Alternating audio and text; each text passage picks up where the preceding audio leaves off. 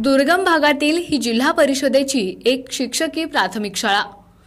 या शाळेत विद्यार्थी संख्या फक्त 6। या 6 विद्यार्थ्यांना शिकवण्याचा मात्र शिक्षकालाच कंटाळा आलाय आणि त्यामुळेच त्यानं चक्क 10,000 पगारावर सहाय्यक शिक्षिका नेमली आहे। विशेष म्हणजे या बोगसगिरीपासून शिक्षण विभाग अनभिज्ञ असल्यामुळे आश्चर्य व्यक्त होतंय। माण तालुक्यातील पर्यंतीच्या महादेवनगर या वस्ती शाळेत नेमलेले शिक्षक कधीतरच शाळेत येतात। त्यांनी शासनाची फसवणूक करत चक्क आपल्या कामासाठी सहाय्यक महिलेची नेमणूक केली आहे। ही महिला सुद्धा याच पर्यंती गावातील माहेरवाशीण आहे।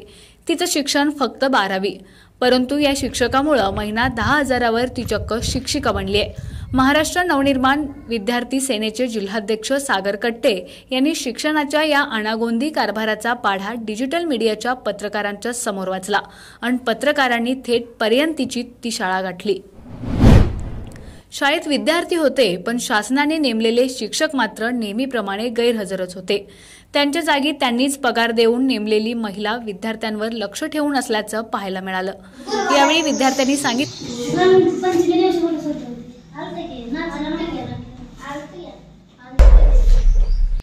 की आमचे गुरुजी रोज शाळेत येतच नाहीत, कधीतरी येतात आणि थोडा वेळ थांबून लगेच निघून जातात।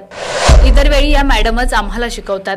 याबाबत गट शिक्षणाधिकारी लक्ष्मण पिसे यांच्याशी संपर्क साधला असता शाळेतील या प्रकाराबाबत माहिती नाही। परस्पर शिक्षक नेमून स्वतः गैरहजर राहणे हे चुकीचंच आहे, त्यामुळे या प्रकरणी सखोल चौकशी करून संबंधितांवर कारवाई करू असं सांगण्यात आलं। परंतु आपल्या नेमणुकीच्या जागी स्वतः पगार देऊन बोगस शिक्षिका नेमण्याचे अधिकार शिक्षकाला आहेत का? संबंधित शिक्षकाच्या गैरहजेरीत इतर शाळेचा एखादा शिक्षक वस्ती शाळेवर का नेमला नाही? संबंधित शिक्षकाला गैरहजर राहायचं होतं तर वरिष्ठांना का कळवलं नाही? असे अनेक प्रश्न या निमित्ताने उपस्थित होत आहेत। शिक्षण क्षेत्रातील या प्रकाराने मात्र सर्वत्र खळबळ उडाली आहे। या प्रकारामुळे झालेल्या विद्यार्थ्यांच्या शैक्षणिक नुकसानीला जबाबदार कोण? या प्रकरणाची वरिष्ठांकडून पारदर्शी चौकशी होणार का? संबंधित शिक्षकावर काय कारवाई होणार हे पाहणं आता औत्सुक्याचं ठरणार आहे। आपला आवाज न्यूज नेटवर्कसाठी एकनाथ वाघमोडे, दहिवडी।